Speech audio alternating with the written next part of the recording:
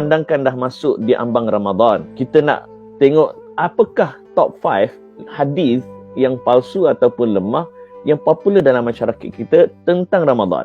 Dr. Zaimi, kita mulakan dengan tempat kelima dulu, Doktor. Okey, tempat kelima Ha. Tempat kelima adalah yang biasa kita dengar, iaitu, sekejap, saya ada tulis tadi. Oh, dah siap dah. Masya Allah. Alhamdulillah. Kita buat homework. Main. Tempat yang kelima adalah naumu as-saim ibadah wa sumtuhu tasbih. Tidur orang yang berpuasa itu adalah ibadah dan diamnya adalah dikira sebagai tasbih. Serius? Itu hadis famous masyarakat kita, Doktor. Hadis dhaif. So tempat kelima yang duk kata tidur dan duk diam itu adalah zikir, lemah. Ya, lemah. Okey, tempat kalau keempat. tak, nanti semua orang tidur je lah tak baca Quran. Buat apa? Tidur pun ibadat.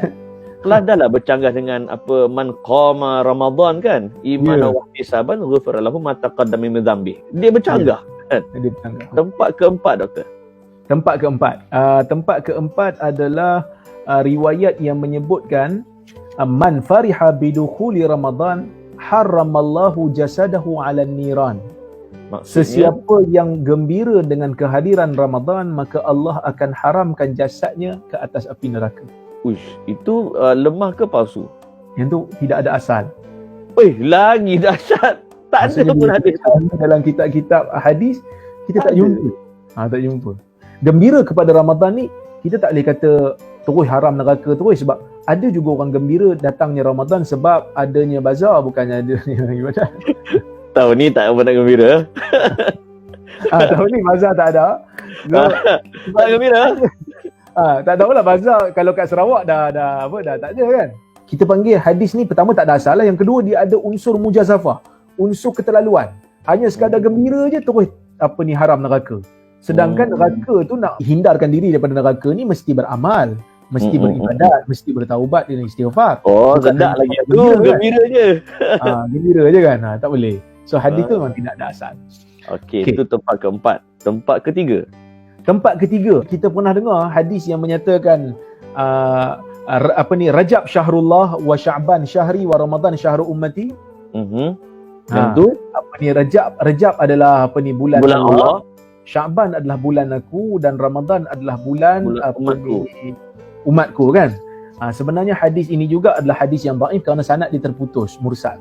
Kerana dari sudut maknanya pun kita agak macam pelik lah sikit, sebab takkanlah Ramadan ni bulan untuk umat saja kan. Sedangkan Nabi juga suka dengan Ramadan ni. So Nabi juga beribadat bahkan lebih dahsyat daripada kita lagi. Sebab Aisyah sendiri sebut dalam hadis Nabi, kan orang tanya Aisyah tentang solat Nabi di bulan Ramadan, solat malam Nabi di bulan Ramadan dan bukan Ramadan. Nabi kata, Aisyah kata Nabi tidak pernah solat lebih pada 11 rakaat. La tas'al an husnihinna wa tulihin. Kamu jangan tanya tentang panjangnya solat Nabi dan macam mana bagusnya solat Nabi tu. Saya tanya memang banyak. Memang lama, sebab tu 11 rakaat Nabi. Tak macam 20 rakaat kita. 20 rakaat kita wadduha inna anzalna je. Kan? Okay, tempat kedua, Doktor. Tempat kedua, yang ni pun glamour juga, iaitu hadis yang selalu juga disebut dalam kuliah-kuliah tazkirah Ramadan, wa huwa syahrun awwaluhu rahmah wa awsatuhu maghfirah wa akhiruhu itqun minan nar. Ya. Hadis ni adalah riwayat Ibnu Khuzaimah daripada jalur Salman Al-Farisi. Tetapi riwayat ni adalah hadis yang mungkar seperti mana yang disebutkan oleh Abu Hatim Ar-Razi. Dari sudut matan pula, bila hadis membahagikan Ramadan kepada 3 bahagian, yang mana awaluhu rahmah, awalnya rahmat, wa awsatuhu maghfirah, tengahnya adalah pengampunan, wa akhiruhu itqun minan nar, dan yang akhir adalah pembebasan daripada api neraka. Hadis ni pun pelik kerana ia menyanggahi hadis-hadis yang sahih, yang mana dalam hadis sahih menyebutkan Nabi SAW bersabda, Allah Ta'ala ni akan membebaskan manusia-manusia pada setiap malam di bulan Ramadan. Wa dzalika fi kulli lailah.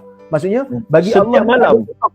Utaqa minan nar. Bagi Allah ni ada orang-orang yang akan dibebaskan setiap malam akan berlaku daripada bulan Ramadan. Dan dalam hadis Nabi menyebutkan idza jaa Ramadan futihat abwabul jannah wa ghuliqat abwabun nar wa sufidati syayatin kan. Bila datang bulan Ramadan akan dibuka pintu syurga, akan ditutup pintu neraka dan akan dibelenggu syaitan. Maka ini memberikan isyarat bahawasanya keseluruhan Ramadan adalah rahmat, keseluruhan Ramadan adalah pengampunan, keseluruhan Ramadan adalah pembebasan daripada api neraka. Dia tak ada satu juzuk tu tak ada. Hari-hari rahmat, hari-hari bebas api neraka, hari-hari maghfirah. Ya. Nombor 1, hadis tentang Ramadan palsu ataupun lemah yang popular dalam masyarakat kita, Dr. Razaimi. Silakan. Okey. Yang paling glamour dalam masyarakat kita tentang hadis berkaitan dengan Ramadan ni adalah hadis kelebihan tarawih ikut malam. Malam ni solat dapat apa, esok solat dapat apa. Yang ni masa kita kecil-kecil dulu memang akan dibaca oleh imam-imam masjid sebelum solat tarawih. Ya, dia akan baca. Dan saya pernah tengok sendiri, ada orang bila imam tu baca tentang kelebihan tarawih malam tu, disebabkan kelebihan tu tak apa nak berjeliga, dia balik. Dia balik. Dan dia kata, esok sedap sikit. Oh, parah. Di antara tanda kepalsuan hadis tu, yang pertama adalah hadis tu tak disebut dalam mana-mana kitab hadis yang bersanad. Okey. Seperti mana yang disebut oleh Syaiuti, mana-mana hadis di zaman kemudian yang tidak ada dalam mana-mana hadis bersanad, itu petanda palsu. Itu pertama. Oh, yang kedua, hadis ni mengandungi petanda hadis palsu yang jelas. Seperti mana kata Al-Burhan An-Naji, dia kata mana-mana hadis yang menjanjikan apa-apa ibadat, pahala ibadat sama dengan pahala seorang Nabi, itu tanda palsu. Maksudnya kalau kita buat ibadat ni, kita dapat pahala seorang Nabi. Itu tanda palsu, clear palsu. So saya bagi contoh, dia sebut pada malam ke-8, sesiapa yang solat tarawih pada malam ke-8 dapat pahala seperti pahala Nabi Allah Ibrahim. Pada malam ke-9, siapa yang solat dapat seperti pahala Nabi Muhammad. Pada malam ke-17 sama seperti pahala sekalian para Nabi. Kena hak malah, dia pergi hak apa tu, pahala segala Nabi. Itu kalau dia solat tahun tu. Tahun tu.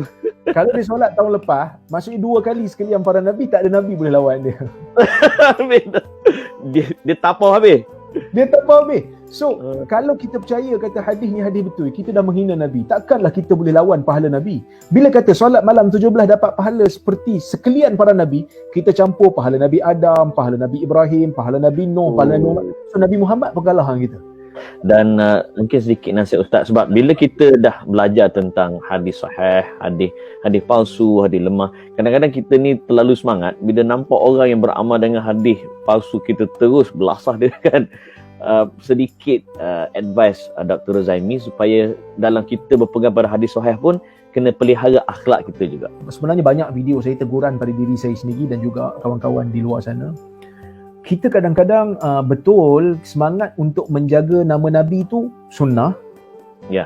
Satu lagi, semangat untuk berakhlak dengan akhlak yang baik pun sunnah.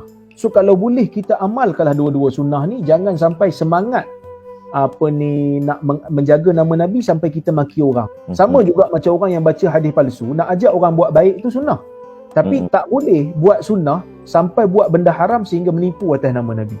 So lama-lama kalau kita duk maki orang lebih pada had, kita tak ada beza dengan dia. Dia buat benda haram kerana baca nama Nabi secara palsu, baca hadis palsu.